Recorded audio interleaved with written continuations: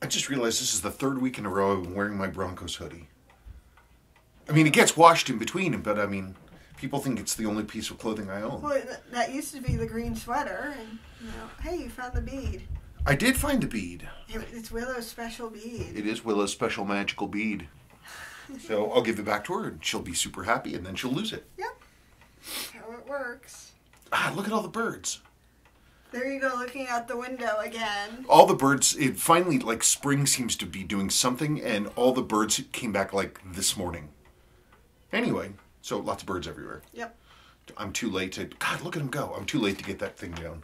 What? The tree? Yeah, it's going to fall over. I don't know. Our front yard birch tree is dead, and he was supposed to cut it down. But he accidentally dropped the chainsaw, not while using it, and broke the handle. No, the chainsaw dropped itself. Oh. I was doing other things in the shed, and it just decided to fall off. Okay. That's what happened. I'm sure. Okay, well, let's kick it off. Okay, wrist check. Oh, yeah, which wrist check? Mm-hmm. Okay, it is wrist check time. So here we are. Who's going first? I guess I will, though I'm not very interesting because I keep wearing the same watch. That's okay. There. Isn't it cool? Mm-hmm. See, I told you I'd wear it. Well, I'm glad. I'm glad you like it. It's very nice. And I'm wearing, she's wearing this giant man's watch, and I'm wearing this 39 millimeter piece. This is the first gen of this with the tritium loom. Omega Mark 40. I finally had some time through between this and that, and I did service it. I still need to rebuild the case. They glued the posts into the crowns, and so I've got to heat them. But I have to get a replacement crown because, of course, Omega uses the old style where you have the permanently sealed crown. I mean, I have a bunch of extra Omega crowns. I wonder if I could get one open. Huh. Anyway, it's very cool. It's very accurate, and rebuilding it was just a bucket of fun. Real learning process. You know, you figure that the train and the chronograph stuff is going to be hard. Oh no, it was everything that was underneath the dial. Whew, man alive, that was touchy. I don't know, I like it. The only thing is I desperately wish that I could find more links for the original bracelet, but it's way too short. I had a lead on a couple, but the gentleman naturally and correctly decided that he wanted to keep them all together.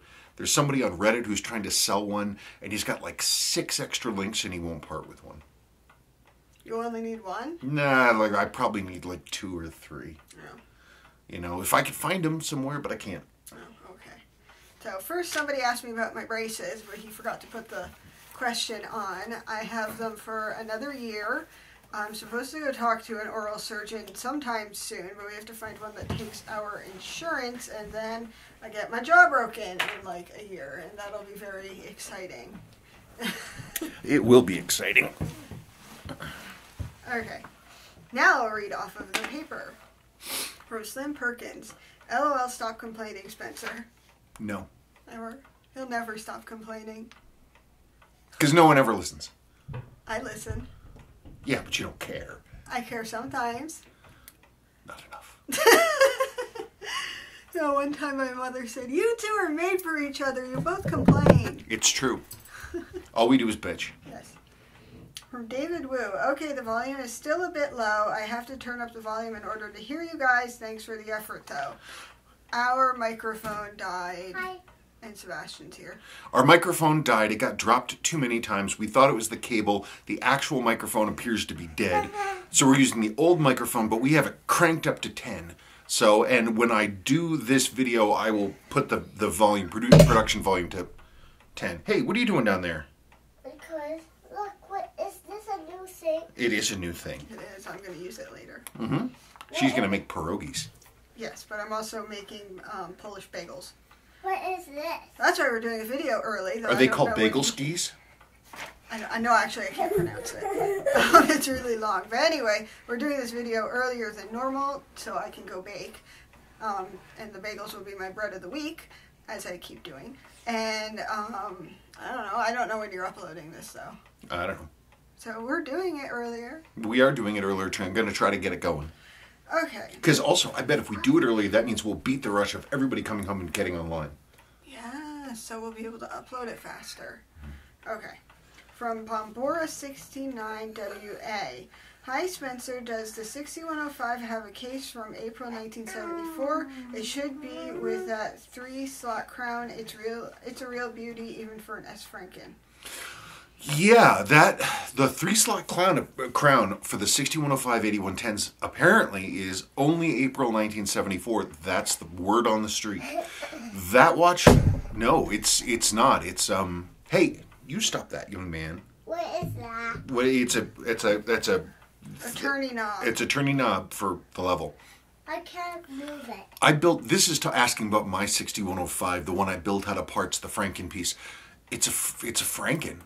So the case back is one that somebody personalized by hand with like an electro pencil, and it's ANH, and so those were their initials. So I call that watch A New Hope. Oh, that one. Yeah, because I built it when this little person was coming around. So it's I'll have to look at the date on that case back. I'm not entirely sure. This is it. Yeah. It's funny, I saw a spate of those 3-slot crown watches for a while, like all within the space of a couple of months, and then no more have come in. All right. Okay, sorry that he's making noise. Sebastian, you've got to be quiet. Why don't you go to your room and look at your toys? Yeah, Why? Because you have cars in there. you do have cars in your room. And you never get to play in your room during the day. Yeah, you can go and play in your room if you want. I can't. You can't, No, I can't. I have a potty training. but you're already down here. Why don't you go look in your room and see if you can find a toy? But I can't. I don't need to. Okay, well then don't. From Julie Hill, the 6105 case shape is iconic. I have a Hoyer 980 Jumbo early 80s quartz, and I bought it purely for the Monin case shape that I love. Those Hoyer quartz divers are relatively cheap in comparison with other vintage watches, but they were an important model that really rescued Hoyer and helped reverse their fortunes. Other than that, I'd say my 6306 7001 has a great cushion case design, another icon. Oh, it is an icon. The 6309, 6306 case is it's beautiful. And it has the same sort of ergonomics on the side where it sits on the wrist so nicely. I mean, they did away with the asymmetrical crown guard, which I wish they still had. Like, imagine a screw down, basically imagine this watch, this case, but with that asymmetric crown, and it would have been like a Seiko signature piece. I'll have to look up that Hoyer. I'm not familiar with it. I thought, I don't know, I mean, Hoyer's acquisition by Tag, I mean, they produced some really cheap-looking, ugly models after that happened, but I don't know what he's doing. he's got a Rady's Tag. I don't care. But I'll look it up. From Andrew Warner. Hi Spencer, I bought one of these rotating rings recently and gave it to my watchmaker to fit. It fitted into the watch okay, but he had trouble getting it to turn even after he cleaned the teeth up. In the end, I contacted Seikosis and asked for my money back. To be fair to him, he responded very quickly and gave me a full refund, saying he hadn't had any issues before. Just wondered if you had fitted one of these yet and had any issues. Cheers. Let me go over to the bench and I'll do that. I'll fiddle with it and see what I can come up with. Again, there's always an issue if you have a really early dial ring and versus a later one. They're different. Like profiles, and some work and some don't. But I'll try it and let's find out.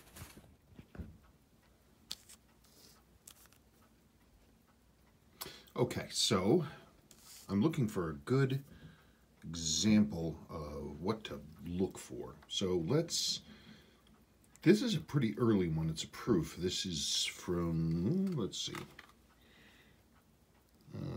Okay, 1970, September 1970. It's a nice watch, really. It has a service suite, but it's a 6000 or 6001. Yeah, it's 6001 because it's a proof, but doesn't have the notch crown. Versus this, which is a 6139 6009 US, which also has a service hand, and it's a resist and has the notch. let's try it in this one. You know what the heck? So this watch is never going to part. Oh, I've got to get a silly me. I've got to get a thing, because without a thing, it can't do nothing. It ain't got nothing if it ain't got thing. Hang on just one second. Okay, so that is the bit that we need. Okay, so let's open this up. This is gonna be quick and dirty. Ooh, it's dirty is right. Yikes. Okay, there's that.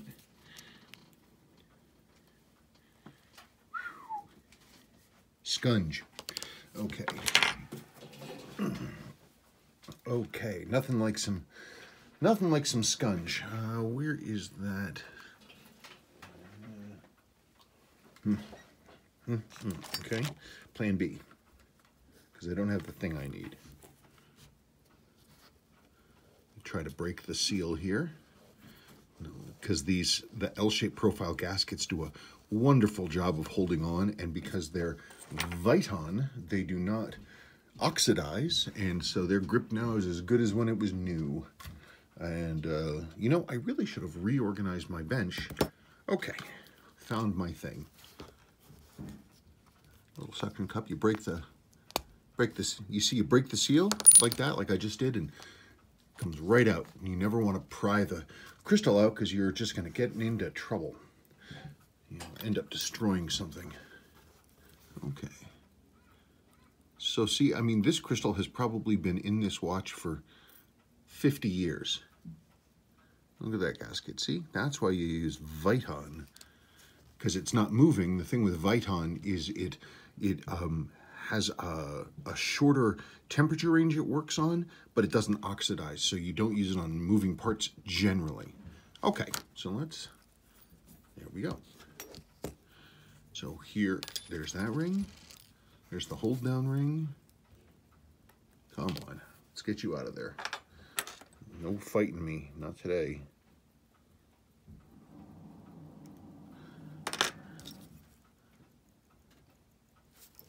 Okay, and you can see how these fade. See the color on the side there? Okay, so we have here, this is the new rings being made by, for Seikosis, probably not by Seikosis, but there they are. And again, the only difference I can really see is that it doesn't have the vinyl grooves that somebody named it, like a record, around here, and also the loom pip is flat, whereas the original is sort of puffy. But right now we're going to see about getting that. Ooh, look at that. It should just drop in.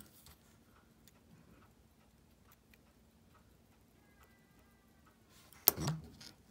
Let's get this in there.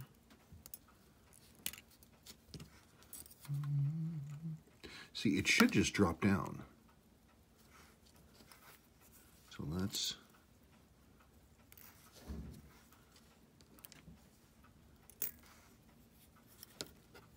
Oh, knock it off. Let's put some pressure on that. Yes, I know the seal's not in there, but that's just the way that it goes.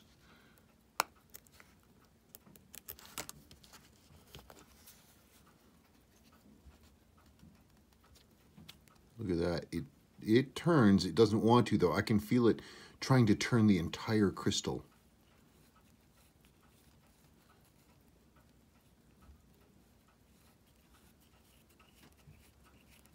It's working. It's just stiff. I mean, maybe it's one of these things where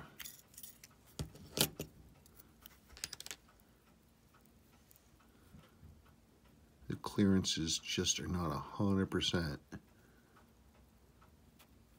mean, it does turn, it does do its business, but something is hanging it up. Maybe these don't run as well with the spring.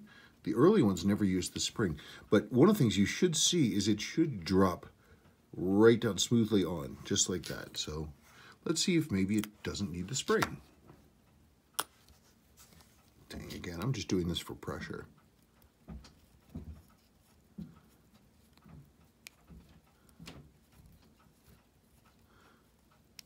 It feels, it's still trying to turn the ring, but it feels a little, I mean, look at how grippy that is. It's turning everything. Huh, interesting. Okay, so I think, I generally, it seems to work. I might need to do some fiddling with it to get it to sit down the way I want it to. It might be, because it's gripping here, it might be that the diameter is slightly big. But I mean, aesthetically, it looks good, don't you think? Better than a faded ring. Much better than a faded ring. I'd say 8 to 10. Definitely an improvement. And you know, there's things I can do. You can relume this, or off of an old ring like this, you're super careful. You can pop these off. The whole lume pip comes off, and then you can put it there. I don't do that often, but it can be done. Anyway, I think that looks pretty nice. It just probably needs some work to make it the form and fit better on the plastic, but it generally works. Okay, I think I figured it out. It's gripping on the inside of the ring where it sits around here. I looked carefully, and it looks like we've got basically some, I don't know, it's not cleanly finished. So you're seeing stuff like look on the teeth right here. See that? So you've got pieces that are extending and rubbing against the dial right there. So what would need to happen is to very carefully go and clean that off so you don't have any of this hanging stuff. So you do that and you'd probably be pretty good. Wow. What is up with the teeth on this thing? Yikes.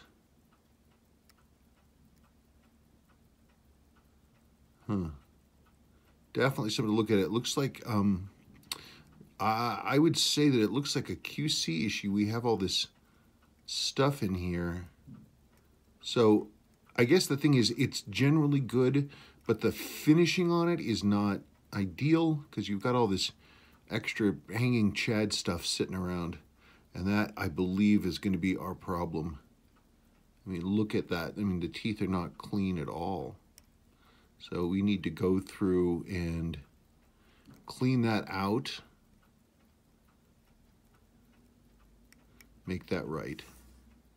So I'll try that. I'll try that here real quick. Okay, so that is definitely our issue. It's the finishing on the piece. What we had was a lot of like little burrs and flakes and crap on the inside of the teeth. So I scraped around very carefully to flatten that surface. Then I went over everything with Rodeco. Then I went over it again and I picked out all the little pieces, blew everything clean. Remember when I would drop this on and it would sort of sit up, right?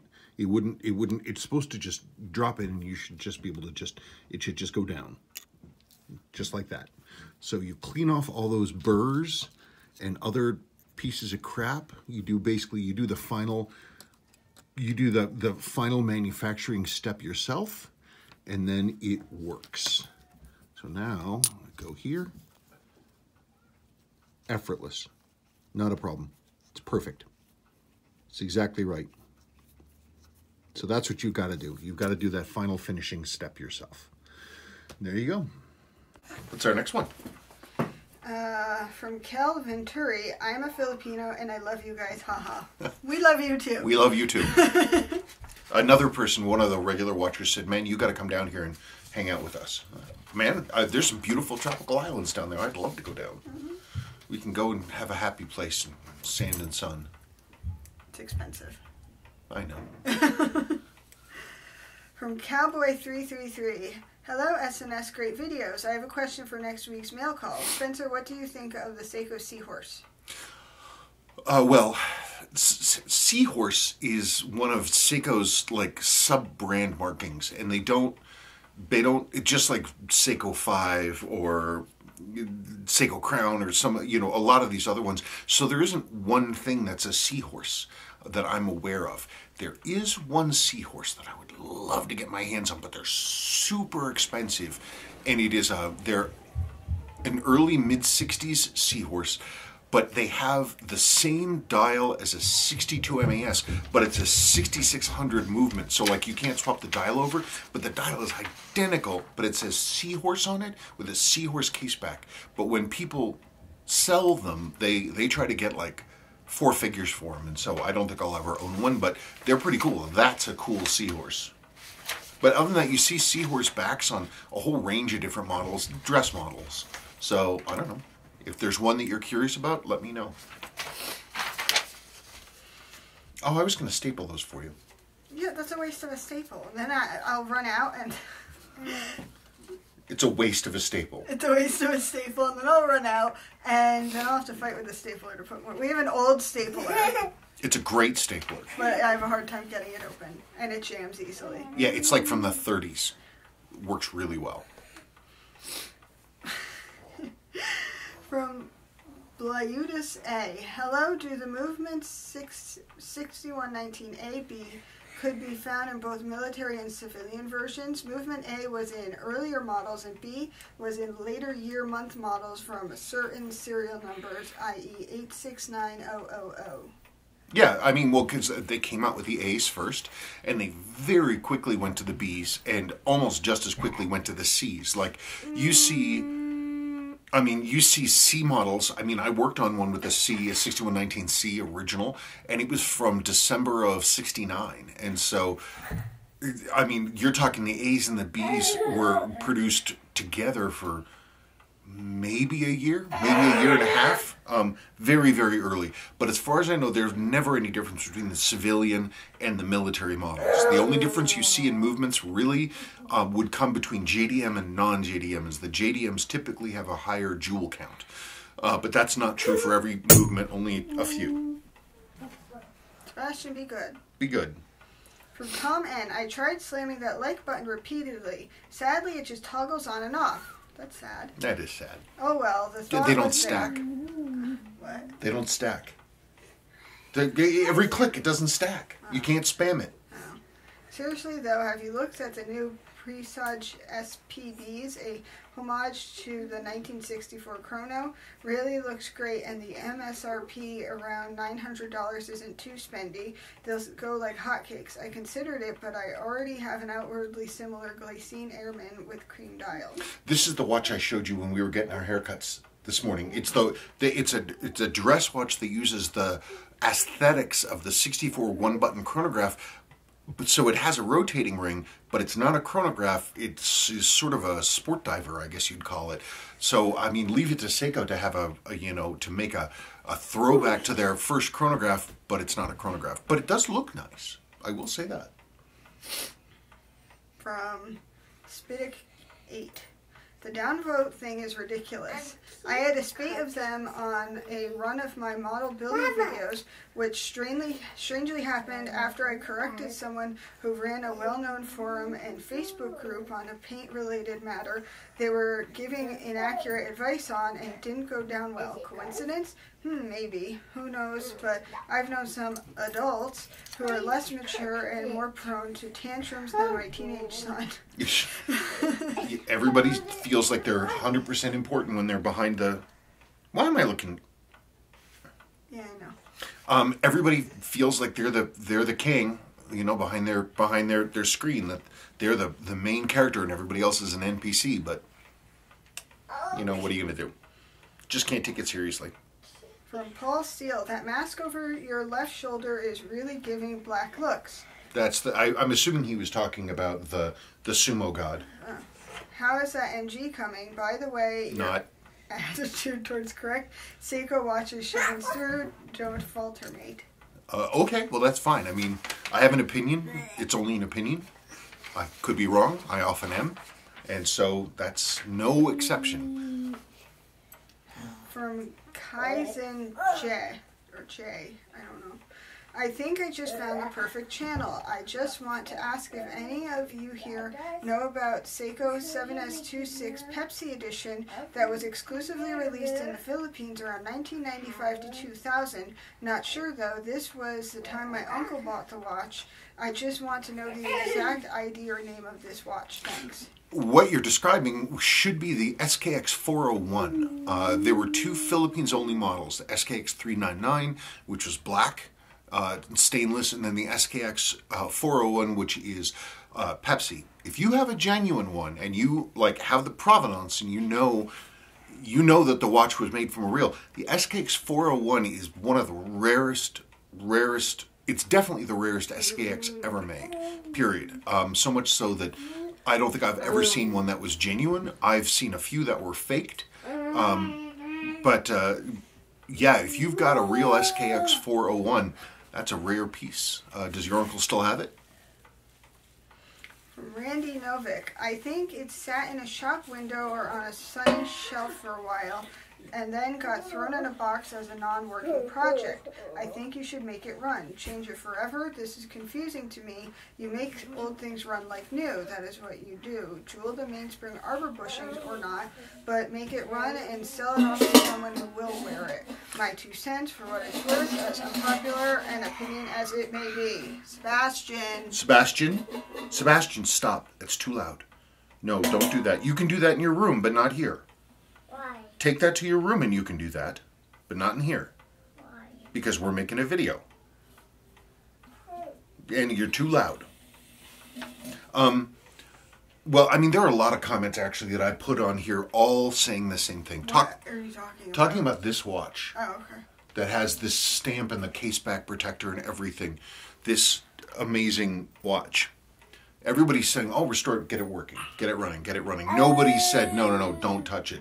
Leave it alone as it is. Well, if you don't touch it, then it won't work. Then what's the point? I don't know. It's just, but how do I need to preserve the case back sticker? Do I need to preserve this little marking that says assembled? I mean, I don't know. Why can't you take it off without ruining that? It's pretty well stuck on there. I could cut a piece of our protective film and put that over the back to save that. I mean, it seems a little silly. I'd like to take this apart. I want to see why it's not working, and I really want to see the date on the back of the dial because I want to see what that says. I don't know. It's a pretty watch. I just tend to not end up not wearing these auto-only watches, but I mean, maybe this is one I should do. Dan Lazar. A conundrum. I'd service it, get it tuned and running, keep the hands untouched. I agree with that. Put it on a proper vintage strap and list it for sale. Can't keep everything, and it would be nice to know it will be out in the world running somewhere. It does no real good sitting in a display case. Yeah, it's true. I know. Everybody's yelling at you. I know. It's the same thing that my brother does. You know, this whole idea about psychotic preservation. And my brother has entire closets full of perfectly boxed up treasures that he knows they're there, but he hasn't touched them or even shown them to the light in decades. His boxes of treasures. What good is it? Garrett Jensen. Get that up and running and throw a new crown on it. This is a tool watch after all. Don't deny its purpose. I have new old stock genuine crown and all the rest of the stem things, so I can basically make this as it would have been before that outer part got lost. Generic something. I have a Hong Kong Seiko 7009. It appears to be from 79. The movement says assembled Hong Kong, Japanese parts on the barrel train bridge. The case is from Hong Kong. Unfortunately, there's something wrong with the balance, so it may end up being a parts watch. Well, no, actually, those balances are every single 7000 series from 1968 to the present day you can swap balances back and forth. So if you get another one that's a runner, like a 7005 or 7006, 7009 dress watch, any of those, the whole thing will swap over. The balance, the hairspring, the balance cock, everything. Just whoop, pop it in, away you go. From Dean Spearbrusher. If it were mine, I'd want it repaired so I could wear it. Okay, so then the only question is what to do about the case back. Sebastian. Cut it out. I know you're excited, but we have to make our video. It's tough being 3, I know.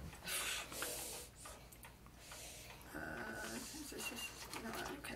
From Randy Novick, this was fascinating to observe. I consume a lot of watch repair videos, and replacing bridges seem to be a rarity. What a lovely looking watch. In that particular case, it's because it's what you call the Gordian knot approach. Rather than doing all the little things you need to do, you just say, screw it, and you just do this.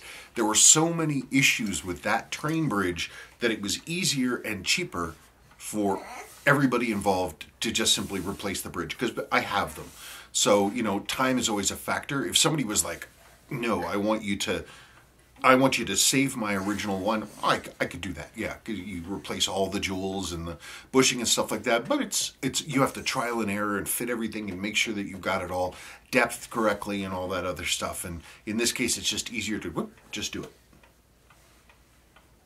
Aaron Pederini.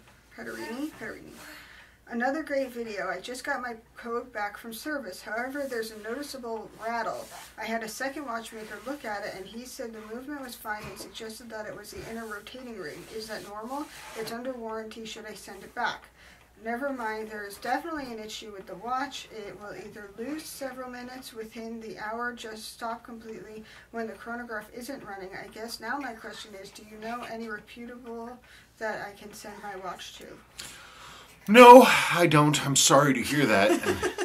I'm not holding out on you. I'm really not. I'm just not familiar with anybody else who does this kind of work. So it stops running if the chronograph is stopped. I'm wondering if they did the right steps to lubricate the fourth wheel section of the chronograph wheel. Because that shouldn't drag down. There can be issues with a lot of the issues with a 6139 and a 6138 have to do with the adjustments under the chronograph bridge, because it's all about clearances, and like you've got the operating levers. They have to be a very specific distance from the clutch ring itself when the clutch is engaged, and there's an eccentric post that you can adjust that. You have to make sure that there's all kinds of stuff, because if the operating levers aren't doing what they should, then the clutch plates can still be touching and they can drag.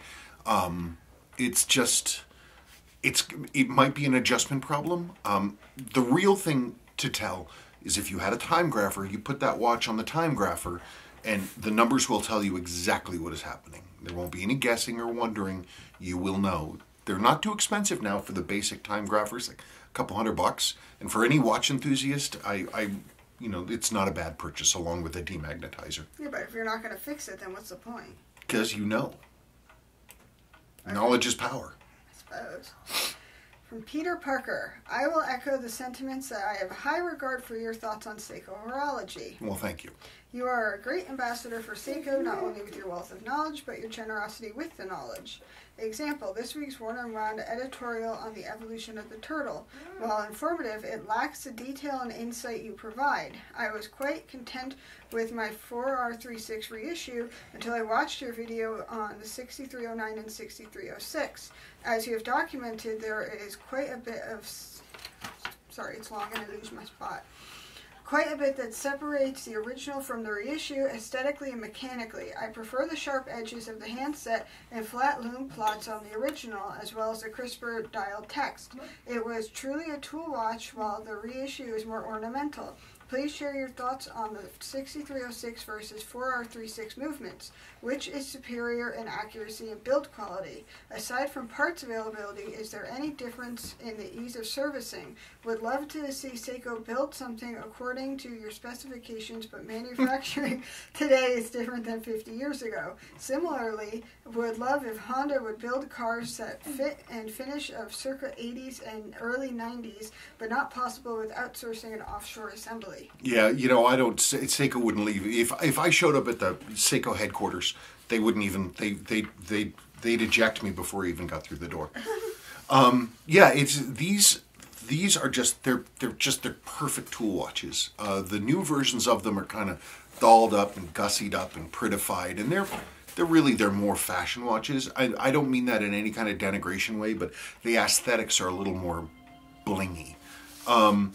As for 6309 or 6306 versus 4R36, honestly, the Dynie 4R, which is really a 7000 series movement, they're really good. The tech on them and their design is excellent. They tend to have very good high sustained amplitude. They're less dependent on having a really high power mainspring to roll because everything is smaller. The parts availability is just simple. Even the new 4036, it comes. They come with the jeweled mainspring, lower mainspring arbor. You know, as much as I am a Sua fanboy, all the aesthetics these days are from Sua, as far as I can tell, for the most part. But the insides are from Dynie, and it's not a bad mix. Servicing a 7000 series movement is pretty simple. They're pretty clean. They have a bunch of areas where they've combined functions and simplified things that makes it very easy to deal with. And they have a pretty predictable outcome. You know, like I said, I'm a Sua fanboy, but man, the 7000 series movements they're just great. And service, they do wonderful work. As much as I love a 6000 series. From Tony Cava. Binging YouTube reviews the other day, Watch the Time noted that the Seiko manual for the Arnie reissue says the Digi-Display has a lifespan of either 5 or 7 years, can't recall exactly which right now, I think it's 7, and that the unit should be replaced where the watch was purchased, or words to that effect. I was intrigued by the reissue until I heard that. Yeah, I don't know. I'm wondering if they're just covering their butts from a, you know, in case they have a failure. And they can just say, "Hey, we told you about it." I mean, we're gonna have to wait for 5 and 6. I've never seen it. I mean, you see old LCDs fail. They get weak from time, but usually it's because the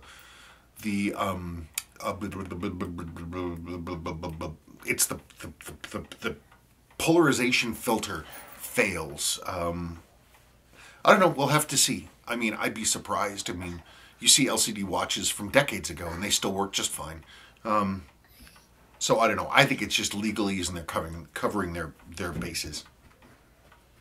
Oddball, is that 3S? LW. Nice work. I love the QT99 in the background there. I've never seen one of those before. I like to restore old test equipment with oscilloscopes, multimeters, etc. So now I'm going to have to add a QT99 to my saved eBay searches. I found one. The one I own. It's the only one I've ever found. If you come up with one... Are you still looking for them? No, but if I ever found one of the little, like the little sensor pads that you put the watch on, if I found another one of those in good condition, I'd love to get my hands on it, because that seems to be the weak link on them. All the problems I've ever had with ours is because of issues with that piece. Tactfully, I have my original 1985 Arnie on my wrist right now. The bezel does not have the kind of blue tint on it, so where did yours come from?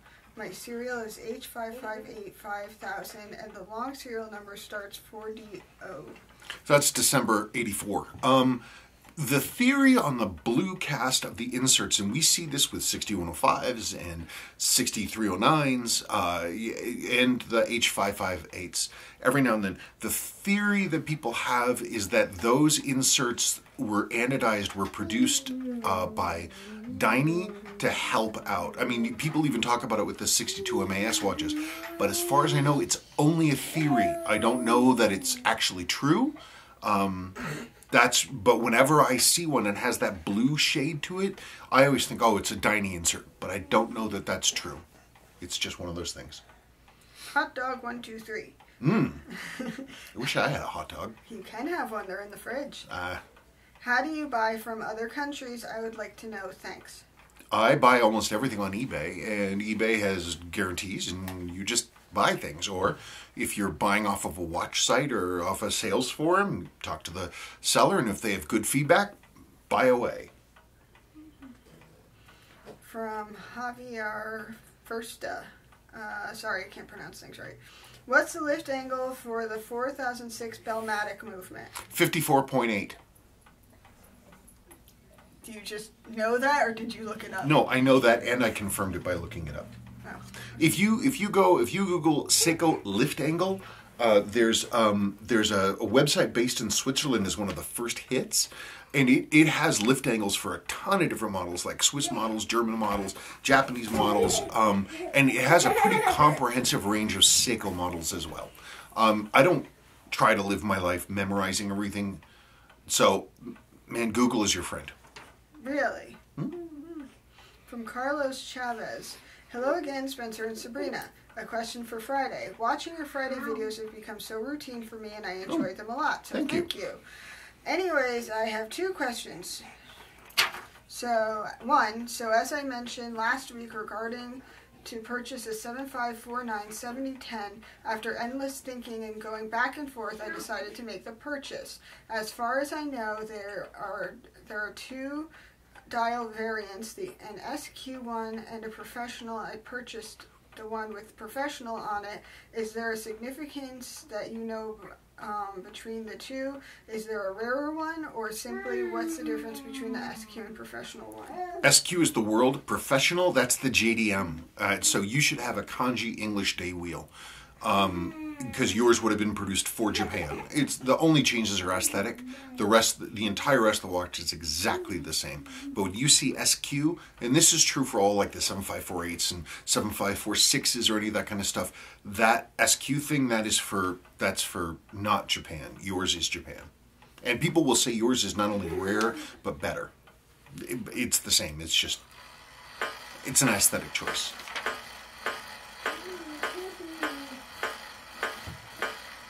See, we did do it earlier.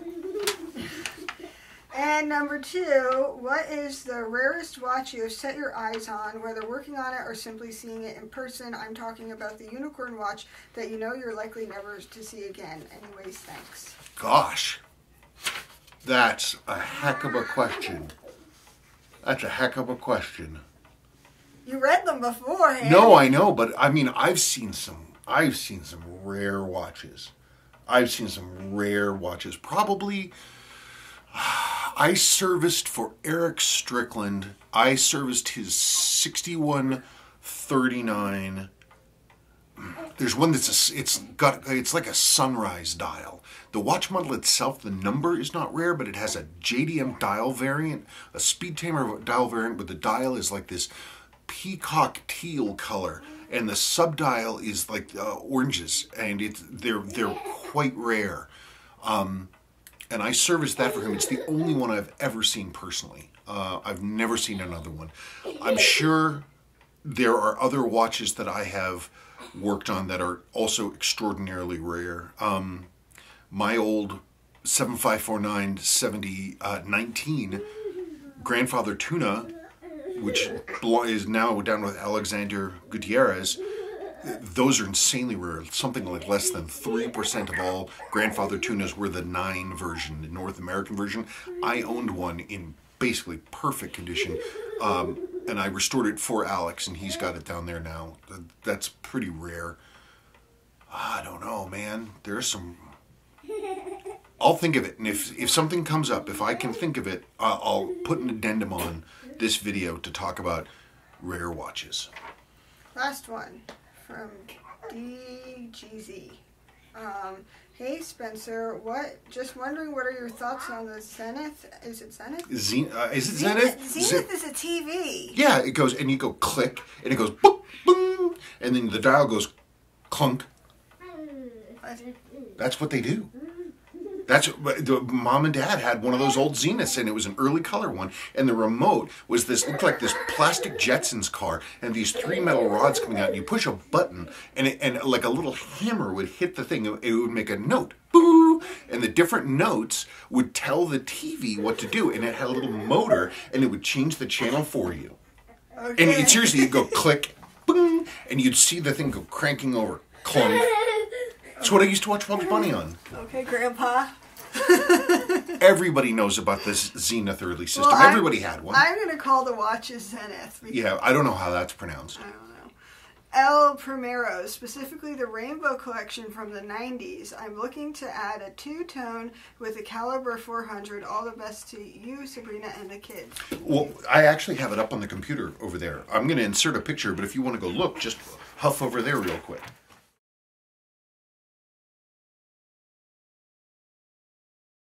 Okay, she's looking for it right now. I like them actually. They look pretty. They don't look very El Primero-y, but I like them. The all black and white version looks. It looks a lot like Sin. It looks a little not generic, but it doesn't look like an El Primero really stands out. But the rainbow one, did you look at it? Mm-hmm. What do you think?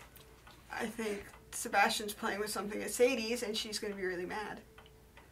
What's life without a Sadie freak out? Anyway, I think it's interesting. Yeah? Yeah. Well, the only reason I've been curious about the El Primeros that I work on and own so many watches with the same movements. I've never even, I've seen one Zenith, the guy at the cheese shop. Mm-hmm. And you were like, you mispronounced Zenith. And I'm like, well, because he was saying Zenith. I don't know. I wasn't correcting him. I don't know how. It never even occurred to me to think about how it was pronounced. Zenith or TVs? Oh, no, it's Farty McFartington. Hi, Farty. Anyway, I don't know. I think they're really interesting. It's not one I've heard of before. I'll have to look at them. It would be neat. This is wrecked. We should throw it away and hope she forgot about it. You should not go in Sadie's room. You're not supposed to go in there. She asked you not to go in there. Why? Why? Because every time you go in there, you break something. So I'll look at those. Pretty cool. Oh, hi, Mr. Milo. What? What? Okay, and that's about it. I mean, we've blown through all this stuff. Yep. So what I'll do is over the course of like weekend and evenings, then I guess I will service this and maybe make a little video on it, and we'll see what we find inside. Should be interesting. I think we'll do that. Other than that, I think we're done. Say goodbye, Sebastian. What? Say goodbye. What goodbye? Okay, thank you. Bye, folks.